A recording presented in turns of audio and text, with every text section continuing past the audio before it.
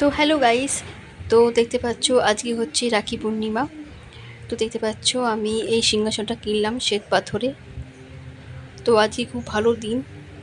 তো দেখো আমি পুজো করেছি, আজ পূর্ণিমা। তো আমার পুজো পাঠ সব হয়ে গেছে। তো আমি একটু শেয়ার করলাম ভিডিওটা, দেখতে পাচ্ছ। তো এই সিংহাসনটা কিনলাম শ্বেত পাথরে। তো আমার আগে ছিল কাঠের সিংহাসন। তো এটা আমি নতুন কিনলাম, একদম পাথরের। তো আমার খুব পছন্দ। তো আমি সঙ্গে সঙ্গে কিনে ফেললাম শ্বেত পাথরের মন্দিরটা। তো চলো, তো আজকে হচ্ছে রাখি পূর্ণিমা। তো ছোটদা তো থাকেই সামনে, মানে আমার মায়ের ফ্ল্যাট তো কাছেই আছে। তো ছোটদাকে আমি বলে দিয়েছিলাম, চলে এসছে রাখি পরতে। প্রতিবার রাখি পরতে চলে আসে বাড়িতে। তো দেখো আমি রাখি পরালাম ছোটদাকে। আর আমার দুই দাদা থাকে দিল্লিতে। তো দুই দাদাকে আমি পোস্ট করে দিয়েছি রাখি 4-5 দিন আগেই। ওরা পেয়েও গেছে, পরে নিয়েছে। ফোন করলাম, কথা বললাম দাদাদের সাথে।